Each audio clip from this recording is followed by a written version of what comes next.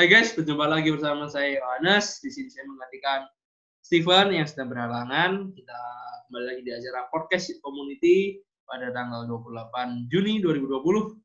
Nah, di sini saya ditemani oleh rekan saya, ada Kak Daniel dan Kak Kevin. Vin? Nah ya, Vin, ngapain dipanggil-panggil kok nggak nyaut? ini lagi lihat IG bentar tadi, ngecek Waduh, ngecek apa?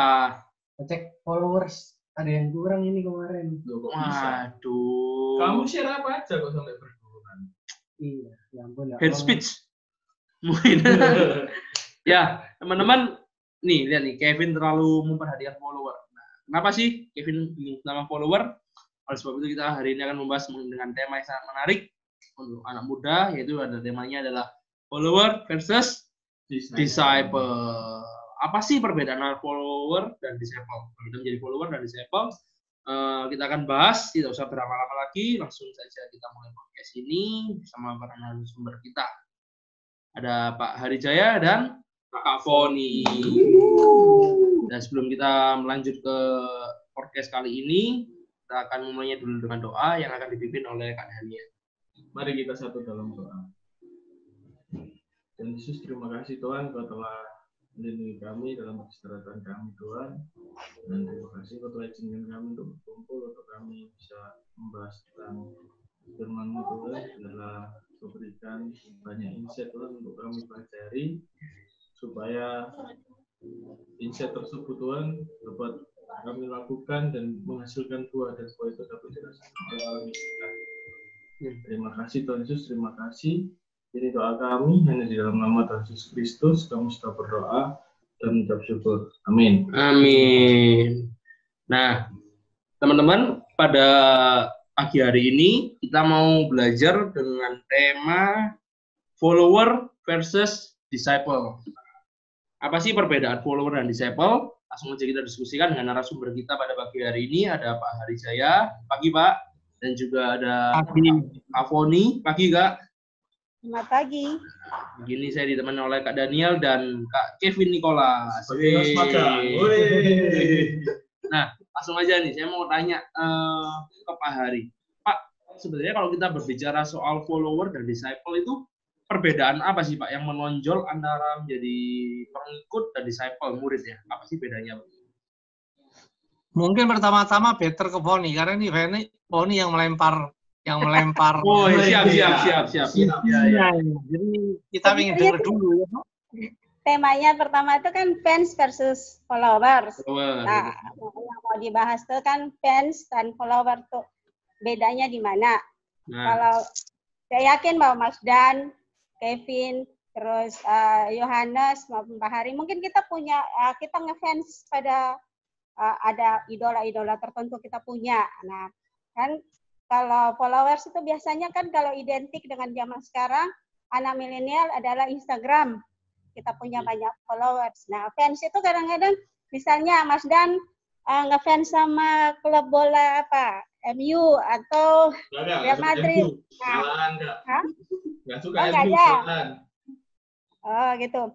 Tapi kan biasanya ada yang fans yang fanatik gitu ya, fans fanatik. Mau kalah, mau menang, tetap dukung. Tapi ada fans yang gini juga, musiman ya. Saya suka kalau dia menang, kalau dia kalah, saya tinggalin, saya nyari idola yang lain gitu. Wah, master banget itu Kak. Nah, followers juga kayak gitu. Followers zaman sekarang, zaman milenial itu adalah kita IG. Paling gampang kita lihat tuh adalah Instagram anak milenial, dan saya yakin kita semua punya IG. Berapa banyak followersnya, kita juga ada yang beda-beda gitu ya. Tapi kalau di followers IG itu adalah gini, mereka adalah orang-orang yang orang-orang yang independen, orang-orang yang merdeka, bebas absolut. Kalau mereka suka sama kita, mereka follow. Kalau mereka nggak suka dengan kita, dengan postingan kita, mereka unfollow. Nah, tidak seperti Nah, hal ini kalau kita terapkan ke diri kita sebagai followersnya Yesus Kristus, maka kita nggak mungkin kalau nggak suka sama Yesus, kita berharap kalau Yesus hidup di zaman sekarang dan punya Instagram, kemudian kita nggak suka dengan ajaran Yesus, kita berkata, Yesus tunggu ya, saya nggak suka dengan ajaranmu, saya unlike. Kalau di YouTube kita bisa unlike, tapi kalau di Instagram kan kita bisa unfollow dan berharap Yesus tidak tahu. Tapi kan tidak seperti itu yang Yesus maksud dengan followers kan. Kita nggak mungkin kan kalau Yesus punya Instagram kemudian kita berkata ya saya unfollow aja karena saya nggak setuju dengan apa yang Yesus katakan. Jadi ya maaf saja, dan saya berharap kalau ketika saya unfollow Yesus nggak tahu. Ternyata nggak seperti itu maksudnya gitu. Ada yang mau nambah? Kalau dari Pak Ari Nah, gimana? mungkin menurut saya begini. Jadi menurut saya follower itu istilah yang sekarang tuh ada di media. Menurut saya itu gak solid. Istilah follower itu tidak solid. Karena apa? You just follow. Iya. Sebetulnya sama dengan fans. Fans. Ya, kita ngefans ke band, kita ngefans ke sepak artis macam. Itu. Jadi follower itu menurut saya adalah determinasi kata-kata atau tindakan anak muda di zaman ini menurut saya yang kurang bijaksana. Kenapa? Karena follower itu selalu tidak ada keterikatan. Ingat di sini. Ya, tidak ada keterikatan. Makanya kenapa saya juga mengatakan kita bisa discuss mengenai discipleship. Karena kalau kita bicara murid, itu ada keterkaitan, ada keterikatan. Keterkaitannya ada, tapi keterikatan dan ketanggung jawab itu tidak ada. Kalau follower. Jadi sebetulnya kalau saya lihat bahwa istilah follower di media sekarang ini menurut saya untuk anak muda kurang bagus.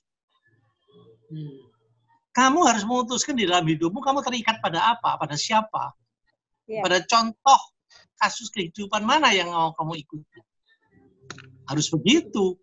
Maka hidup akan sukses. Kalau kamu just follow orang ini, kalau lagi bagus ikut, kalau lagi jelek lepas. Akhirnya kita nggak punya pegangan. Apa yang mau dikembangkan di dalam hidup ini? Karena yang kita ikuti kan perilakunya biasanya, karakternya, atau hal-hal yang baik, atau ada yang hal yang kurang baik juga diikutin ada juga. Tapi kan kalau kita mau sesuatu itu bermanfaat bagi hidup kita, kita harus mengikuti hal-hal yang sangat baik yang menjadi petunjuk hidup kita dan kita terikat kepadanya, kita bertanggung jawab, kita punya komitmen mengikuti nilai-nilai itu. Menurut saya begitu. Jadi ini yang harus dipahami oleh anak muda zaman sekarang. Follower is not good. Karena itu terlalu dangkal, terlalu simple. Tidak ada tanggung jawab, tidak ada komitmen, tidak ada keterkaitan. Nah, itu. Keterkaitan dan kita mengikatkan diri kita kepada siapa itu hal yang lebih penting, Pak, ya, daripada sekedar mengikutin. Benar, karena hidup kita ini kan cuma 70 tahun menurut Alkitab. Gak lama loh. 70 tahun itu kalau kalian ikuti. Saya udah 61 ini hampir. Kurang 9 tahun tok. Iya kan? Iya kan? Ya, kalau kita nggak ngisi kita dengan kebenaran, something yang directionnya itu yang kita ikuti itu adalah pribadi yang kekal. Buat apa hidup? Ya kita menikmati hidup ini sepanjang 70 tahun. Tapi that's it. Setelah itu berhenti. Justru itu makanya penting kita mengambil keputusan dalam hidup ini, apalagi selagi masih muda. Jangan cuma ngikutin orang saja, jangan. Harus kritis. Makanya kita kan diskusi podcast ini kan beberapa minggu kan saya selalu bilang, ikut Tuhan itu harus kritis. Nggak bisa nggak pakai logika yang sangat kuat. Harus pakai logika yang sangat kuat. Supaya kita bisa memutuskan. Karena logika yang kuat itu biasanya dipimpin oleh hikmat yang kuat. Dan hikmat itu sendiri kan Tuhan. Ya kalau begitu, hidup kita itu akan bernilai dan bermanfaat. Bagi Tuhan dan bagi manusia, of course bagi diri kita sendiri pasti. Karena itu satu kesatuan yang tidak bisa dilepaskan. Implikasi kehidupan kita itu. Wah, sangat menarik ya teman-teman. Di sini kita mulai belajar, mulai membedakan antara follower dan disciple. Di mana perbedaan yang paling menonjol adalah disciple itu memiliki tanggung jawab kepada yang diikutinya. Jadi tidak sekedar mengikutin, tapi benar-benar ada bentuk tanggung jawab dan keterikatan yang kuat antara yang mengikuti dan yang diikuti. Nah, Sekarang saya mau tanya nih Pak, dan Kak Foni juga. Kenapa sih anak-anak muda ini kan cenderung, kalau tadi kita sempat bahas media sosial ya dengan follower, lebih banyak anak-anak muda yang suka mencari follower. Ya. Banyak mungkin tidak semua, tapi mungkin ada beberapa tokoh public figure, tokoh-tokoh di gereja pun juga mungkin mengemas dirinya sebaik mungkin hanya untuk mendapatkan follower. Sampai ada kan jasa jual follower, jual like sampai itu. Kira-kira menurut Pak Hari dan Kak Foni bagaimana mengenai fenomena itu? Menurut saya, kalau orang-orang itu mau diikuti orang lain, sebetulnya kan harus menghasilkan sesuatu dari dalam dirinya sendiri. Ya kan? Nah, kebanyakan yang sekarang terjadi orang meng-create something, meng-create image segala macam. Ya kan? Ya. Itu kan untuk mencari pengaruh. Betul. Sedangkan sebetulnya power atau kuasa itu didapat lewat nilai-nilai hidup yang dikembangkan di dalam diri kita, menghasilkan pemikiran-pemikiran dan perilaku yang unggul. Sehingga orang itu mengikuti kita. Bukan, kebanyakan anak muda kenapa mau mengikuti orang lain? Sebetulnya mau mencontoh lah kalau bisa suksesnya, tapi biasanya nggak mau. Komitmennya tadi itu loh, melakukan tindakan-tindakan. Harganya tadi, Pak. Iya, nggak mau. Kebanyakan anak muda kan mau gampang aja. Itu keburukan media zaman sekarang yang digunakan dalam konteks tadi itu, follower. Sedangkan orang yang sudah diikutin orang, kadang-kadang karena pengembangan nilai-nilai hidupnya terhenti pada kadang-kadang, akhirnya bikin apa? Manuver-manuver yang itu yang meng-create apa itu namanya? Bikin gimmick. Gimmick. Oke. Menurut Kak Foni gimana? Kalau dari Kak Foni? Kalau misalnya kita bisa lihat bahwa anak-anak sekarang tuh kepinginnya punya followers yang banyak, punya fans yang banyak, dia akan semakin terkenal dengan semakin banyak ya saya lihat fenomena aja, semakin banyak dia mempunyai followers, maka ketika dia sudah dapat centang biru, maka akan semakin mudah dia juga bisa mencari lahan di situ, lahan penghasilan, entah nanti ada paid promo dan lain sebagainya. Dan juga mungkin seperti yang Pak Hari ngomong itu, kepingin misalnya mengidolakan seseorang dan kemudian dia menjadi followersnya, kepingin ikut seperti hidup mereka sukses dan lain sebagainya, tapi mereka sama seperti tadi Pak Hari juga ngomong bahwa mereka melupakan proses kenapa orang itu bisa sampai seterkenal itu, tapi mereka melupakan proses dari nol orang tersebut, dari proses bagaimana dia bisa sampai sukses. Atau bahkan juga kadang-kadang yang saya lihat adalah gini, followers itu kadang-kadang bisa jadi followers yang fanatik. Mau idolanya salah, mau benar, akan tetap jadi pasukan berani mati. Mereka akan menjadi garda terdepan dan membela orang tersebut. Padahal sebenarnya berdasarkan nilai-nilai itu salah. Bahkan tidak jarang kita lihat bahwa orang dengan gampangnya menghujat orang lain, orang dengan gampangnya memaki orang lain. Semakin dia bikin aneh, dia akan semakin terkenal di zaman seperti ini. Dan kita lihat bahwa akhirnya nilai-nilai kehidupan, nilai-nilai kebenaran akhirnya tidak lagi diindahkan, bahkan dilupakan. Karena orang mencari something di situ, misalnya mereka ingin dapat penghasilan dan lain sebagainya di situ kan. Kadang-kadang orang memburu like, semakin banyak kita posting dan like, semakin bagus, maka otomatis kita juga akan bisa dapatkan sesuatu di situ dan kita akan saya semakin famous nih, saya semakin terkenal nih, saya jadi orang terkenal dan bisa merambah ke dunia digital yang lain, misalnya ke YouTube nantinya dan lain sebagainya yang bisa menghasilkan sesuatu bagi mereka. Jadi sekarang memang fenomenanya banyak orang yang melakukan segala macam cara, menghalalkan dan tanda kutip semua cara hanya untuk memperoleh follower. Nah, ini juga nggak baik guys. Jadi kita jangan sampai demi follower kita mengorbankan nilai-nilai value hidup kita yang sesuai dengan firman Tuhan. Nah, kalau dari Kak Daniel atau Kevin mungkin ada anggapan nggak?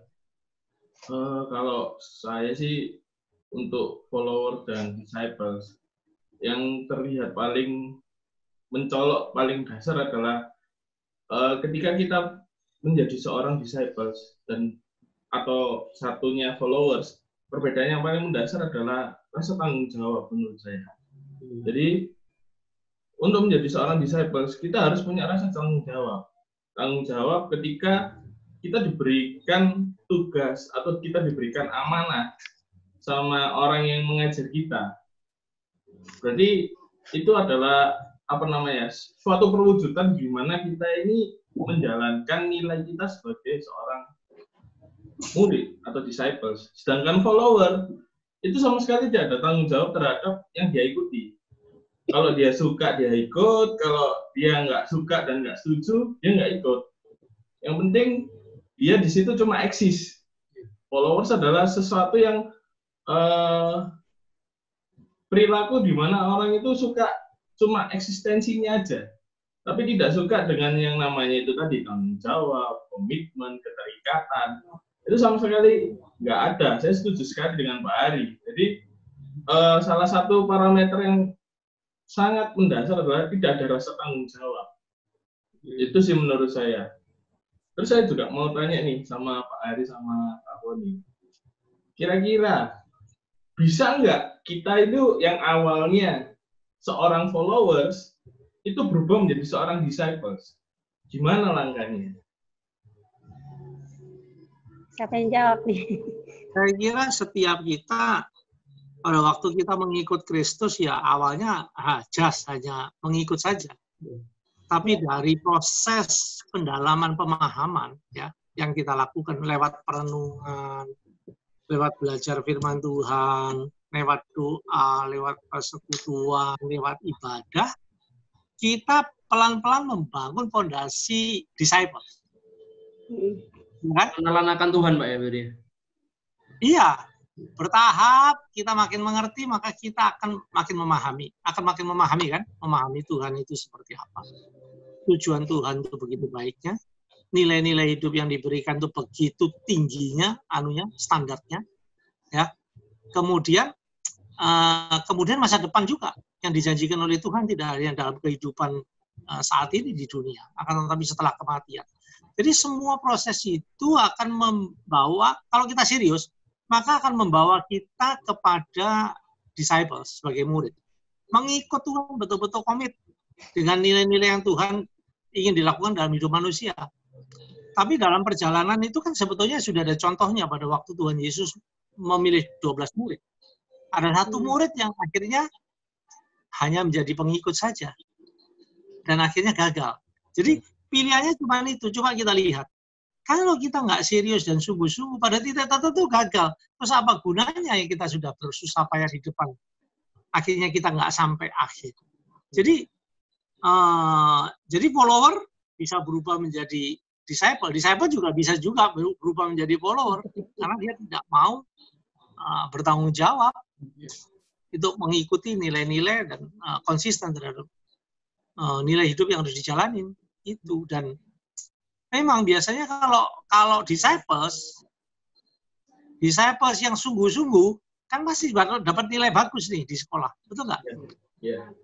Ya kan? Yeah. Coba kalau yang belajarnya setengah-setengah, kalau yang penting aku lulus aja pas, pokoknya ngepres nggak apa-apa. Ya nilainya paling 6 atau 5,6, udah lulus sih. 6. Tapi kalau kita follow orang lain, kenapa nggak kita mendorong diri kita untuk diikutin orang lain? Karena kalau kita itu punya kualitas, ya mengembangkan diri sebagai murid Tuhan dan mengikuti nilai-nilai yang standarnya begitu tinggi, memang tidak gampang. Itu harus diupayakan, itu harus diusahakan, itu harus punya passion, kemauan, segala macam, daya, upaya. Makanya Tuhan mengatakan, kasihilah Tuhan Allah. Dengan melakukan hal-hal yang terbaik bagi manusia yang ada di sekeliling kita. Itu latihannya. Nah, kalau standar yang tertinggi yang dimiliki Allah itu kita kejar dan kita lakukan, kita nggak jadi follower. Kita yang jadi leader diikutin oleh orang. Saya kira itu penting. Itu, dan. Iya, Pak. Kamu nih mau menambahkan, Kak?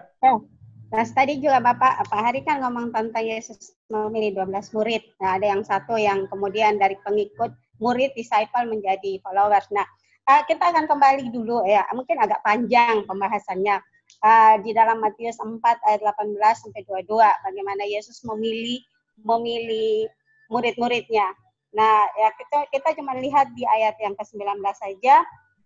Yesus berkata kepada mereka, "Mari ikutlah aku dan akan dan kamu akan kujadikan penjala manusia. Ayat 20 mengatakan, lalu mereka pun meninggalkan jalannya dan mengikuti dia. Nah, kita lihat, kalau kita baca ayat-ayat ini, sepertinya ayat biasa. Tapi kalau misalnya pembaca Alkitab pada zaman mula-mula, mereka mengerti apa yang dimaksudkan oleh Yesus. Nah, kalau kita baca dan kita mengerti tradisi di balik atau kisah di balik Yesus memilih ini, kita akan lihat di dalam cara seorang rabi memilih murid. Yesus itu berbeda memilih murid dengan para rabi. Kalau para rabi Yahudi, mereka menunggu murid datang kepada mereka, mendaftarkan diri untuk menjadikan murid. Nah, kalau Yesus tuh pergi. Dia pergi dan mencari murid, kemudian dia berkata, mari ikutlah aku, kamu akan kujadikan penjala manusia. Hal yang kedua, ini menunjukkan bahwa Allah Yesuslah yang berinisiatif memilih dan mencari dan memilih siapa yang menjadi muridnya. Yang kedua adalah ini menunjukkan bahwa Allah itu konsisten dari sejak manusia dari kekekalan sampai kekekalan Allah tetap konsisten. Contoh Allah konsisten itu adalah ketika manusia jatuh dalam dosa pertama kali, Adam dan Hawa yang mencari Allah. Bukan manusia yang mencari Allah, tapi Allah lah yang berinisiatif mencari manusia, Adam dan Hawa. Bahkan ketika Yesus datang, di dalam Lukas mengatakan bahwa anak manusia datang untuk mencari dan menyelamatkan yang hilang. Itu membuktikan bahwa Yesus itu, Allah itu konsisten, bahwa dialah yang mencari dan mencari manusia. Begitu juga dengan ketika Yesus mencari murid-muridnya. Hal yang kedua yang kita pelajari dari Matius pasal 4 ayat 18-22 ini adalah gini. Kalau orang Yahudi, rabi Yahudi itu mempunyai murid, dia ajar dulu sampai memenuhi sebuah syarat. Kayak kita sekolah teologi itu 4-5 tahun, sudah selesai, tamat, wisuda, kemudian baru pelayanan. Tapi cara mengajarnya Yesus berbeda. Dipanggil, diajak melayani, kemudian mereka balik, diajar, kemudian diutus melayani, dua-dua pergi melayani, setelah melayani, kembali lagi mereka melayani. Dan bahkan sampai Yesus naik ke surga pun memberikan amanat agung di Matius 28 ayat 19 dan 20. Nah, bisakah seorang follower menjadi pengikut? Seorang follower bisa jadi murid? Bisa, sangat bisa. Nah, kita akan melihat dulu menjadi murid itu seperti apa sih? Pertama kan tadi sudah dibahas bahwa harus punya tanggung jawab, mau mengikut Yesus dan lain sebagainya. Menjadi murid berarti mengikut Yesus. Karena Yesus yang panggil, mari ikutlah aku. Seorang murid akan mengikuti gurunya kemana saja ia pergi. Gurunya mau di laut pun mereka akan sama-sama. Di mana gurunya berada, muridnya berada. Karena ini dengan ikut bersama-sama menjadi proses untuk menjadi sama. Kan Pak Hari sering ngomong ke kita, kalau dalam khotbah dan sering juga di dalam sharing, bahwa seorang penyembah itu harus sama seperti yang disembah. Bagaimana kita harus menjadi yang sama dengan yang disembah kalau kita tidak bersama-sama dengan yang kita sembah? Nah, jadi itulah di dalam untuk menjadi serupa dengan Kristus, maka kita harus menjadi bersama-sama dengan Dia. Bersama-sama mengikuti ajarannya, ikut apa yang dia ajarkan, terus kemudian melakukan apa yang diajarkan. Ya, proses yang Yesus lakukan adalah belajar. Prinsipnya adalah belajar, melayani, belajar, melayani. Berbeda dengan para rabi. Para rabi belajar, mengajar muridnya belajar sampai satu titik, kemudian menurut mereka sudah memenuhi semua syarat yang ada, baru dilepas untuk melayani. Berbeda dengan Yesus, belajar, melayani, sampai akhirnya mereka diutus, kita diutus untuk melayani. Dan Roh Kudus tetap menyertai kita. Dan kalau kita mau mengatakan bahwa kita adalah murid Yesus, hukumnya itu, ikutlah Yesus itu bukan sebuah opsi, bukan sebuah pilihan. Jadi kalau saya ikut, ya tidak apa-apa. Saya tidak ikut pun nggak masalah. Tapi itu sebuah perintah. Ketika Yesus berkata, mari ikutlah aku, itu sebuah perintah. Kamu harus ikut. Yang berjalan di depan adalah Yesus. Kita yang mengikutinya. Mengikuti apa yang Yesus ajarkan, mengikuti apa yang Yesus lakukan, Yesus perbuat. Dan kita bersama-sama dalam kita mengikuti dia adalah untuk proses menjadi sama serupa dengan Yesus. Terus kemudian menjadi seorang murid itu menjalankan misinya. Ada tujuan yang Yesus kasih kepada kita, yaitu menjadi penjala manusia. Kadang-kadang orang berkata, ketika kita kembali dulu ke murid-murid, ketika Yesus memilih Simon Petrus dan yang lainnya, mereka itu ketika Yesus berkata, aku akan menjadikan engkau penjala, mereka itu sudah tidak asing dengan kata menjala, karena mereka ada profesi mereka adalah menjala ikan. Tapi pastinya berbeda, menjala manusia dan menjala ikan itu berbeda. Jadi maka oleh karena itu mereka wajib dan harus mengikuti kemanapun gurunya berada, mereka mengikuti ajarannya. Makanya ketika diajarkan, kemudian mereka disuruh melayani, kemudian selesai melayani mereka kembali, terus kemudian mereka melayani lagi. Agar apa? Sama seperti yang Yesus lakukan. Ya, itu adalah tanggung jawab. Kita tidak saja diajar untuk jadi pengajar, tapi kita diajar untuk belajar, jadi pengajar, kemudian mengajar orang lain untuk menjadi murid Yesus juga. Oke, menarik teman-teman. Jadi kalau kita mau menjadi seorang murid, yaitu tadi prosesnya itu selalu belajar, pergi untuk mengajar, balik lagi, belajar lagi, dan terus. Karena seperti yang di minggu-minggu sebelumnya, ketika kita selalu belajar sesuatu hal di satu bidang atau di beberapa bidang, ketika kita terus belajar dan belajar mengaplikasikannya, maka lama-kelamaan kita akan muncul yang namanya ekspertis, ya kan? Ekspertis dan kesamaan sama kayak orang yang mengajar kita.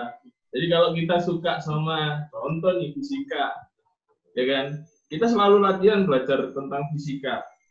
Lama-kelamaan yang awalnya step 1, level 1, kita masih jatuh, masih suka salah. Akhirnya kita ngerti, oh ternyata karena sering latihan soal, akhirnya kita ini bisa menyelesaikan level 1, naik ke level 2, belajar lagi. Nah, dan ketika kita belajar untuk memberi, sharing sesuatu nilai, maka lama-kelamaan ekspertis kita itu akan bertambah. Yaitu bedanya murid sama follower, teman-teman. Jadi seorang murid bakalan akan ada yang namanya ekspertis, sama seperti gurunya. Ketika gurunya ngajar apa, ya dia akan expert di bidang itu. Tetapi ketika seorang follower, ya ketika dia cuma mengikut aja tanpa mau untuk belajar dan menjalankan proses, maka dia cuma segitu-gitu aja, ya cuma jadi seorang follower yang nggak bisa kemana-mana. Sedangkan kalau kalau kalian ini jadi seorang murid, kalian bisa kemana-mana dan kalian bisa mengajarkan nilai-nilai yang guru kalian ajarkan. Jadi seperti itu, teman-teman. Menarik sekali. Jadi tadi ya sudah dijelaskan sama Pak Hari sama Kak Foni mengenai murid, mengenai disciple. Menarik, yang menarik adalah menurut saya adalah murid itu ada penundukan diri. Jadi seorang murid menundukkan diri kepada suatu sosok yang dianggap guru. Nah, di mana dia menyerang otoritas itu sehingga dia mau belajar. Seringkali banyak murid yang tidak mau belajar karena tidak respect sama gurunya, tidak ada rasa penundukan diri. Kalau sekedar follower mungkin ya dia suka, dia ikutin, dia nggak suka, dia nggak ikutin, yang tadi sudah disampaikan. Tanpa ada rasa penundukan diri. Penundukan diri adalah ada rasa di mana dia mau belajar, dia rindu mendapatkan sesuatu yang membuat dirinya bertambah, supaya menjadi serupa dengan gurunya, gitu teman-teman. Jadi menjadi murid itu tidak gampang, apalagi bagi anak muda yang memiliki rasa ego yang sangat tinggi, yang pengennya menjadi guru semua, nggak mau jadi murid. Jadi kita harus sama-sama belajar, teman-teman, untuk memiliki kerendahan hati untuk menjadi seorang murid yang baik. Gitu. Kevin? Kalau saya sih setuju tadi yang sempat disinggung juga, waktu kita jadi murid ada tanggung jawab, ada proses yang harus kita jalani. Nah kalau dari Kak Foni atau Pak Hari, ada nggak sih Pak waktu kita jadi murid itu ada nggak halangan atau rintangan yang kita bakal hadapi gitu? Kalau aku sebagai murid kan di sekolah mungkin halangannya waktu udah belajar giat-giat masih aja nilainya mungkin masih kurang baik. Terus mungkin teman-teman yang ada di sekitarku ini seakan-akan kayak nggak mendukung aku gitu loh. Kalau waktu kita jadi murid Tuhan ada nggak sih Pak halangan-halangan atau tantangan yang paling sulit? Saya kira ya, menurut saya memang untuk menjadi murid yang baik itu kan tidak simpel. Ya kan? Jadi kebanyakan, makanya orang cuma ingin mau jadi follower. Ya, bener-bener mau jadi murid pun ada yang setengah-setengah. Tadi yang saya bilang, ada murid yang maunya, ya udah yang penting aku lulus 5,6 atau 6. Cukup, pokoknya lulus. Pokoknya yang penting masuk surga. Nggak dapat pahala, nggak dapat apa-apa, yang penting masuk surga. Jadi pas-pasan ya nggak apa-apa. Padahal nggak ada nih ikut Tuhan pas-pasan. Ini harus benar-benar sungguh-sungguh lah. Gini, halangan padahal kita itu sudah berupaya, tapi kok belum berhasil. Jadi kalau kita berbicara sebagai keberhasilan sebagai murid, ingat bahwa kegagalan itu bukan berarti kita itu berhenti di situ, enggak. Justru sebetulnya murid yang baik itu kalau gagal dia akan bangkit lagi dan dia akan belajar lagi. Jadi dia harus menyadari dirinya bahwa kadang-kadang upaya kita anggapnya sudah maksimal. Tapi mungkin belum. Kita masih punya capacity yang lebih besar lagi. Yang sebetulnya bisa kita pakai untuk belajar lebih hebat lagi. Sehingga tadi yang Daniel tadi bilang, itu diskusi kita beberapa minggu ini. Kalau kita mengulang-ulang apa yang kita ketahui dan kita lakukan, maka itu menjadikan keahlian bagi kita. Kita ahli akhirnya. Ahli mengasihi, ahli murah hati, ya toh? Ahli apalagi? Banyak hal. Itu karakter-karakter itu akan bisa menjadi karakter yang unggul yang keluar dari hidup kita kalau kita terus pahami, pelajari, terus kita lakukan. Terus-menerus. Itu akhirnya jadi apa? Expert. Expert itu kan keahlian. Kita sudah diskusi itu, kita sudah bahas bahwa keahlian itu pasti bernilai. Ya. Orang biasa suruh pasang ledeng, tukang ledeng bayarannya pasti lebih mahal tukang ledeng. Itu keahlian. Karena dia melakukan berulang-ulang dan dia akhirnya memahami. Sehingga hasil kerjanya kualitasnya pasti bagus. Nah, murid juga begitu. Tantangannya sebetulnya cuma di diri kita sendiri. Kita tadi itu mau pas-pasan, males, atau nggak mau berupaya. Atau ya berupayanya pas-pasan itu setengah-setengah. Padahal enggak. Padahal sebetulnya gini, saya kasih contoh ya. Kalau kalian lagi antri apa saja lah. Mau jadi follower nggak paling belakang? Bisa barangnya habis, bisa barangnya yang sudah jelek, segala macam. Nah kok mau anak mudanya harus berpikir kritis, maksud saya dulu. Makanya podcast ini saya suka juga ngomong-ngomong sama kalian. Karena saya ingin membuka cara kita berpikir yang kritis. Jangan sederhana, jangan simple. Karena kita sudah dibekali sama Tuhan.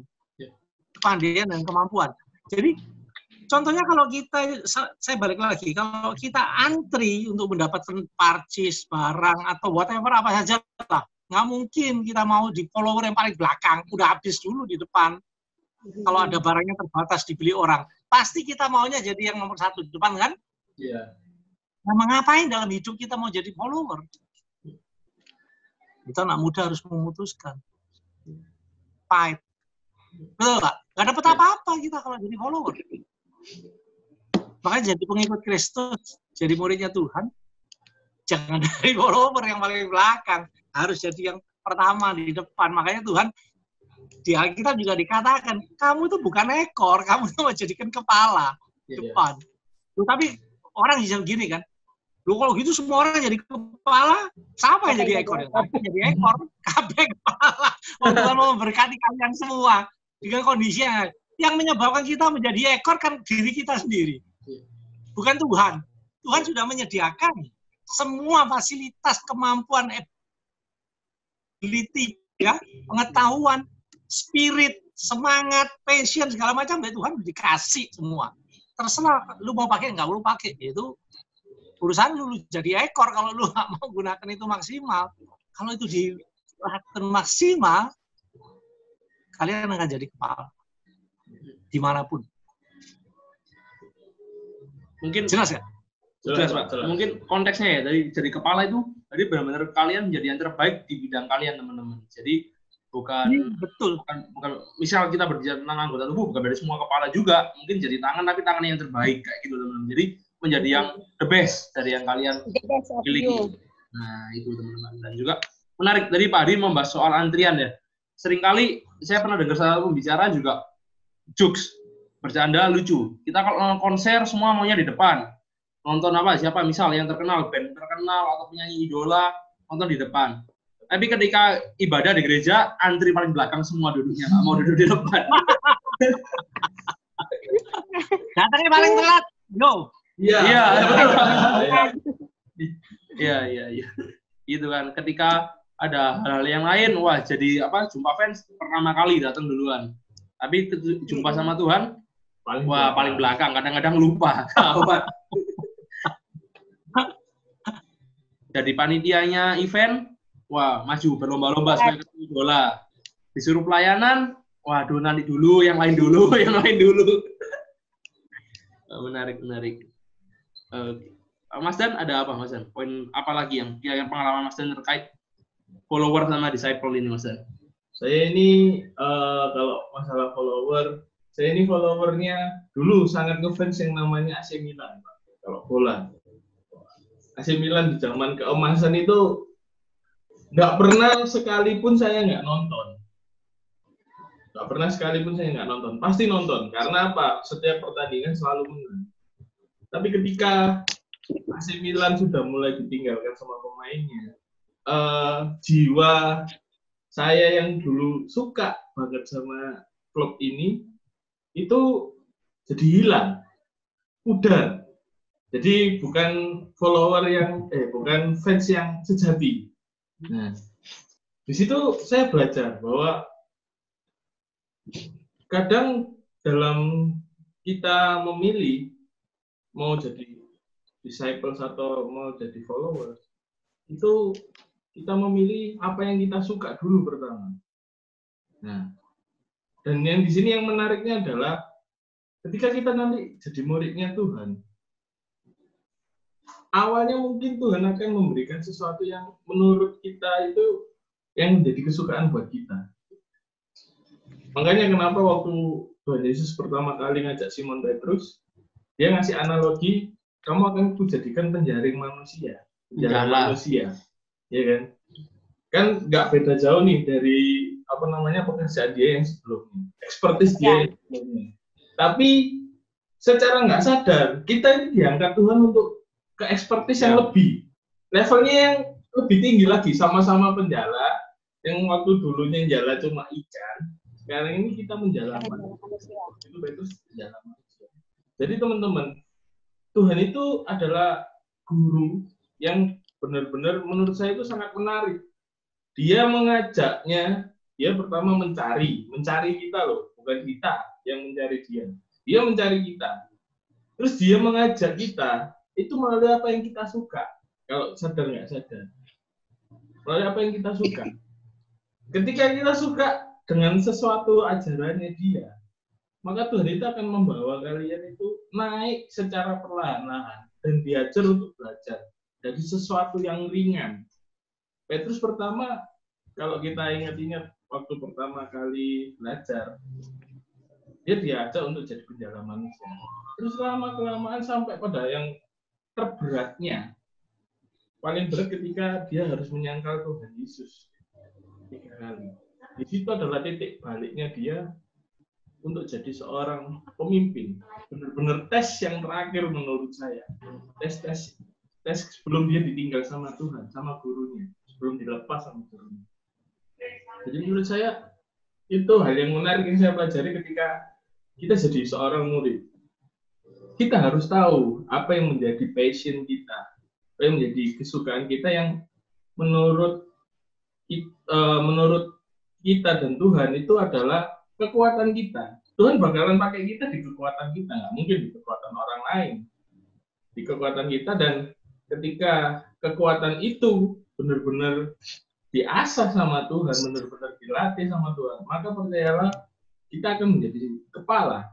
Benar tadi, kita nggak bakalan jadi ekor, kita bakalan jadi kepala dan bakalan jadi yang terbaik.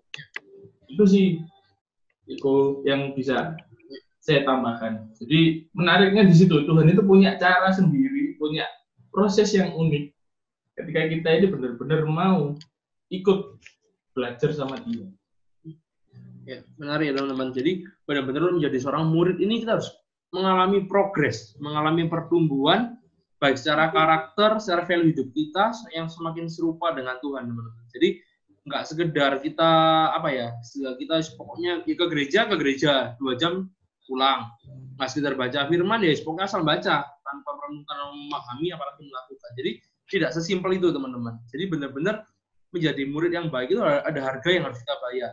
Jadi tanggung jawab kita kepada guru kita, terus rasa penundukan diri kita sebagai murid, bagaimana kita mau terus belajar, mau dikoreksi ketika kita salah. Ini yang paling susah, teman-teman. Cenderung anak muda ini susah menerima koreksi dari orang lain, susah menerima koreksi dari kakak-kakak rohani di gereja, misal orang tua kita udah merasa lebih jago dari guru kita, gitu. Jadi bagaimana kita harus belajar, teman-teman, untuk bagaimana kita ini menundukkan diri kita, memberi tanggung jawab, terus bertumbuh dalam pengenalan akan Tuhan. Karena yang sempat dibahas beberapa minggu lalu, Pak Ari juga mengatakan pengenalan kita akan Tuhan ini yang membuat kita memiliki experience, yang membuat kita speech-nya powerful. Pengalaman kita yang berpengalaman, udah memiliki pengalaman pribadi ini akan berbicara lebih kuat, perkataannya lebih powerful daripada kita yang hanya sekedar mengetahui. Jadi itu, teman-teman, ya. Sekarang saya mau tanya nih buat Kak Fon sama Pak Hari, mungkin untuk terakhir ya, untuk closing sesi ini, apakah ada tips-tips dari Pak Hari sama Kak Fon, bagaimana sih tips untuk menjadi murid yang baik? Kenapa sih anak-anak muda ini harus memutuskan tidak sekedar menjadi follower, tapi harus menjadi disciple dalam mengikut Tuhan? Siapa duluan? Silakan, Mon. Dulu. Tips-tipsnya ada. Kalau untuk mau gini, kita ini hidup tidak, mestinya gini, kehidupan di dunia ini hanya sementara. Dan walaupun dalam masa sementara ini kita punya tugas dan tanggung jawab, kita dipanggil untuk menjadi saksi. Nah, mungkin agak panjang nanti menyambung tadi Kevin ngomong, kenapa orang tuh bisa gagal jadi murid? Biasanya itu seperti Pak Hari ngomong, kendalanya biasanya di diri kita. Kita nggak mau bayar harga untuk itu. Kalau misalnya kita itu di sekolah, misalnya kita lemah di fisika, otomatis kita akan bayar harga untuk saya memberi waktu lebih banyak untuk saya belajar di situ. Bayar harga saya harus melupakan main game, PUBG, atau misalnya Mobile Legends, atau kongko-kongko. Untuk dapat nilai yang bagus, saya harus spend time yang banyak, memberikan waktu yang banyak untuk hal tersebut. Nah, kadang-kadang kita itu gagal jadi murid karena kita nggak mau bayar harga. Seperti Pak Hari ngomong, kalau ketika kita gagal, bukan berarti kita langsung nyungsep dan tidak mau bangkit, tapi bangkit dan kita belajar lagi. Karena dalam proses jatuh bangunnya kita belajar untuk bagaimana caranya kita mempercayai yang berjalan di depan kita itu siapa. Kita berjalan bersama Yesus, dan Dia lagi sedang memproses kita menjadi murid yang luar biasa di dalam Tuhan. Untuk menjadi murid yang tetap berkualitas, murid yang membanggakan gurunya adalah mau tidak mau adalah proses untuk tunduk dan mau taat kepada sang guru. Apapun itu, kita percaya bahwa setiap proses yang Tuhan lakukan untuk hidup kita untuk kita menjadi murid yang luar biasa di tangan Tuhan, maka kita harus merelakan diri untuk diproses sama Tuhan. Diproses memang sakit, tapi kalau kita mau tunduk, maka proses itu akan cepat selesainya. Tapi kalau kita berontak, maka prosesnya itu akan lama bagi kita. Untuk menjadi seorang murid, ada harga yang harus dibayar. Kalau kita lihat di dalam konteks yang Matius pasal 8 itu, ada banyak hal yang mereka harus tinggalkan, pekerjaan mereka. Karena prosesnya adalah mereka harus sama serupa dengan Yesus. Berarti mereka harus berduduk, tidur, makan, berjalan bersama dengan Yesus untuk menjadi serupa. Tapi pada zaman sekarang, konteks zaman sekarang, murid kita nggak mengikuti Yesus secara fisik, tapi dalam pekerjaan kita yang jadi murid ini menerapkan nilai-nilai yang kita terima dalam pekerjaan kita sebagai bentuk pelayanan kita, sebagai bentuk ibadah kita, bahwa pekerjaan kita adalah pelayanan dan ibadah kita kepada Tuhan. Sekolah kita adalah bentuk kita ibadah kepada Tuhan. Kalau sekolah kita, pekerjaan kita, apa yang kita lakukan untuk Tuhan, pasti kita akan tahu bahwa kita akan memberikan yang terbaik. Terus kemudian kita lihat, kita untuk menjadi seorang murid adalah harus berani meninggalkan segala sesuatu yang merupakan kesenangan kita, entah itu hobi, entah itu sesuatu yang berharga bagi kita. Kita mau menyerahkannya itu kepada Tuhan. Hari-hari ini saya belajar yang namanya proses menyerahkan hak kepemilikan kepada Tuhan, dan itu tidak mudah ketika kita melepaskan hak kepemilikan kita kepada Tuhan. Itu prosesnya tidak mudah. Tapi percayalah, kalau ketika kita diproses untuk menjadi seorang murid yang luar biasa di dalam Tuhan, maka kita akan mencintai proses yang Tuhan izinkan terjadi dalam hidup kita. Dan kita mau tunduk bahwa apa guru kita di depan kita itu pasti mengajarkan segala hal yang baik dan benar bagi kita untuk kita berjalan di dalam dunia ini. Dari Pak Ari? Pesan saya kepada anak muda, jangan konsep follower itu dipakai sebagai landasan hidup. Ya, artinya follower itu bukan statement yang baik, bukan statement yang bagus untuk anak muda ini maju. Ya, jadi jadilah disciples. Akan tetapi kalau misalkan kalian melihat hamba Tuhan yang nilai-nilainya bagus dan sebagainya, kan kalian akan pasti follow juga. Follow di YouTube atau di apa. Ikuti, follow, tapi buatlah komitmen terhadap nilai-nilai yang hamba Tuhan itu sampaikan yang kalian ingin belajar.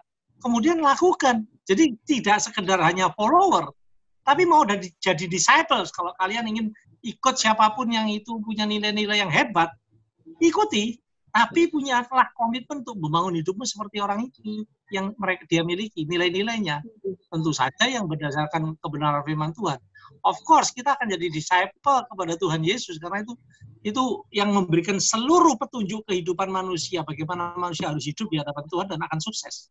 Jadi, anak muda jangan dalam benak kita itu bahwa sebagai follower itu hal yang biasa. Oh, nggak biasa, itu bukan. Itu akan membuat nanti kita menganggapnya bahwa kita sebagai follower itu biasa. Enggak. Jadi anak muda harus berpikir sebaliknya, kritis. Nggak mau jadi follower, harus jadi disciples. Karena apa-apa yang dia pelajari itu harus bisa diabsorb, kemudian diterapkan dalam hidup, kan menghasilkan expertise. Ya, jangan mau ngantri yang paling belakang, ngantri harus paling depan. Ya, itu yuk. Nah, menarik ya teman-teman. Jadi mungkin saya coba simpelkan ya perbedaan tadi kita pakai bahasa tanggung jawab, mendukung diri mungkin terlalu berat. Perbedaan mungkin yang paling simpel antara follower dengan disciple adalah follower itu sekedar mengagumi, sekedar wah keren ya, wah ini ya misalnya di klub bola, keren ini menangan atau apa dan lain sebagainya, artis, keren ya. Tapi disciple ada rasa ingin menjadi serupa, kerinduan belajar untuk memperoleh sesuatu value yang bisa diterapkan dalam hidupnya. Jadi ketika kita tadi mungkin lihat orang hamba Tuhan, mungkin kakak rohani kita yang powerful dalam perkataannya, dalam tindakannya, kita ya sadar, wih keren ya orang ini, tapi kita benar-benar belajar bagaimana sih prosesnya kok bisa seperti itu, apa sih harga yang harus dibayar untuk menjadi seperti itu. Jadi tidak hanya sekedar mengagumi, tapi mau ada perubahan dalam diri kita yang mengupgrade kapasitas diri kita untuk menjadi serupa dengan guru kita yang kita anggap guru kita itu. Prosesnya harus dilakukan dengan komitmen. Betul. Jadi kunci yang kedua adalah komitmen. Di setiap disciple itu nilai dari sosok yang dia kagumi. Jadi nggak cuma pertanyaan itu yang keluar, tapi juga dia punya komitmen untuk benar-benar belajar, dan dia juga punya komitmen juga untuk benar-benar melakukan nilai itu supaya kita jadi expertise. Sama seperti apa yang sosok yang kita ikuti itu tadi. Karena follower mungkin melihat kalau follower lebih melihat ke hak yang diperoleh dari yang dikagumi. Misal, jadi artis keren ya, banyak fansnya, dimintain tangan, dimintain foto, kemana-mana dikawal dan sebagainya. Tapi tidak melihat harga yang harus dibayar, tidak melihat kewajibannya, tidak mau meniru kewajiban. Misal harus bangun subuh, harus pulang subuh karena bekerja harus capek dan sebagainya. Itu tidak dilihat oleh follower. Dia hanya melihat apa yang kasat mata, apa yang terlihat wow, itu saja yang dilihat. Jadi tidak ada perubahan dalam hidupnya sendiri, hanya mengagumi saja. Itu teman-teman. Jadi menarik. Hari ini kita belajar mengenai follower versus disciple. Kita harus belajar anak-anak muda ini, anak usia jemaat di community menjadi disciple, menjadi murid-murid yang baik, tidak hanya murid yang pas-pasan atau bahkan murid yang tidak naik kelas dalam tanda kutip. Tapi kita mau belajar menjadi murid yang terbaik. Bagaimana kita belajar mengembangkan diri kita, value kita, karakter kita semakin serupa dengan kebenaran firman Tuhan sesuai dengan visi community, ya kan? Menjadi pemuda remaja yang memancarkan citra Kristus dan berdampak bagi sesama. Dan satu lagi, jangan takut gagal. Betul. Karena gagal itu bukan tempat kita untuk berhenti, katanya Pak Hari tadi. Tapi itu merupakan pengingat untuk kita itu bangkit lagi. Betul. Bahwa Tuhan akan memproses kita, mengingatkan kita bahwa kapasitas kita itu lebih daripada itu. Jadi kita akan terus digali dan terus digali. Terus mungkin proses yang bakal kita jalani itu nggak mudah. Jadi murid Tuhan nggak akan segampang yang gampang, nggak mungkin. Tapi percaya waktu kita saat kita menjalani itu dengan benar, yang sesuai sama apa yang Tuhan mau, pasti usaha kita nggak akan sia-sia, pasti ada hasil yang bakal kita terima. Iya. Nah, teman-teman, demikian sesi podcast kita pada hari ini mengenai followers versus disciple. Semoga dapat menjadi berkat buat kita semua dan dapat menginspirasi anak-anak muda, khususnya jemaat di community, agar menjadi anak-anak muda dengan memiliki mental murid yang baik, yang mau terus belajar serupa dengan Kristus. Nah, mari kita akhiri sesi podcast kita ini. Kita akan berdoa dipimpin oleh kakak Kevin. Oke, mari kita sama-sama berdoa. Tuhan, terima kasih Tuhan atas kesempatan-Mu ya Tuhan. Sangat baik ya Tuhan, kami sudah belajar ya Tuhan tentang hari ini ya Tuhan, tentang menjadi murid yang baik ya Tuhan dan sesuai dengan apa yang Kau mau ya Tuhan. Kiranya hidup kita ya Tuhan bisa terus berproses ya Tuhan, bisa terus menjadi murid yang terbaik ya Tuhan, yang sesuai dengan apa yang Kau mau ya Tuhan. Berkati setiap kami ya Tuhan, berkati setiap pembicara yang sudah menjelaskan ya Tuhan, udah sharing ya Tuhan. Terima kasih Tuhan, kami serahkan semuanya ke dalam tangan-Mu, dalam nama Yesus, haleluya, amin. Terima kasih Pak Hari, terima kasih Kak Foni. Nah, di podcast kali ini kita tidak hanya sekedar diajarkan untuk menjadi followers, melainkan bisa menjadi disciple, menjadi murid Tuhan yang senantiasa berproses dan bertumbuh di dalam Dia. Mungkin proses yang akan kita hadapi nggak mudah, tapi percayalah bahwa jika kita melakukannya dengan benar, maka nggak akan ada yang sia-sia. Nah teman-teman, jangan lupa subscribe YouTube channel kita dan follow Instagram kita @gwps.com, karena setiap hari Senin jam 7 malam akan ada sharing room. Dan di hari Kamis jam 7 malam akan ada doa Kamis. Semuanya akan disiarkan secara live di Instagram. Oke, sekian dari aku. See you and God bless you. Dadah.